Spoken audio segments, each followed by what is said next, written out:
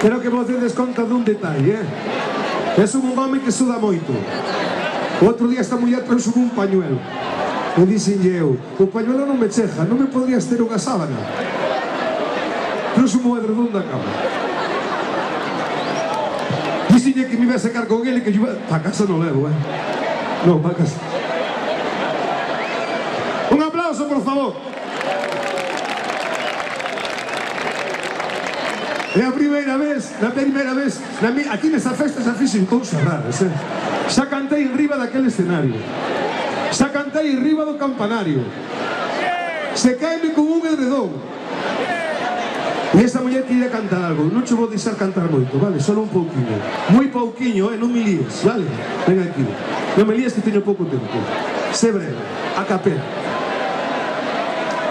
Mi alma se pone de pie cuando oiga este hombre cantar. Muchas gracias, París de Noia, ¿con qué le puedo pagar?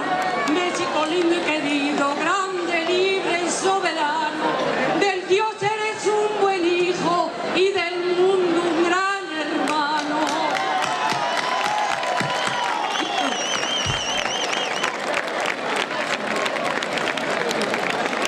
Moitísimas gracias, moitísimas gracias. Gracias. ¿Dónde está o adredón? Que non cho leven, De acordo? Moitas gracias, de verdade, de corazón. Señoras e señores, solo borro vos 20 segundos, para falarvos desta xente. Quero falarvos de Tierra de Hombres. É unha ONG que estamos colaborando este ano. Vou a ser moi breve, dicirvos que colaboramos con esta xente que fai unha labor realmente impresionante. Dedícase a traer pequenos e pequenas. Tráenos desde África. Son pequenos e pequenas gravemente enfermos de corazón. Tráenos hasta aquí, hasta Galicia, materno infantil de Coruña, para tratalos, curalos, operalos se necesario, e unha vez sanos devolvenos de volta ao seu país de orixe. Pequenos e pequenas como as que aparecen en pantalla. Védelos, unha foto con nós, arriba Marié, a Vaso Cadiata, de Senegal e de Marruecos, xa de volta sanas e curadas no seu país de orixe.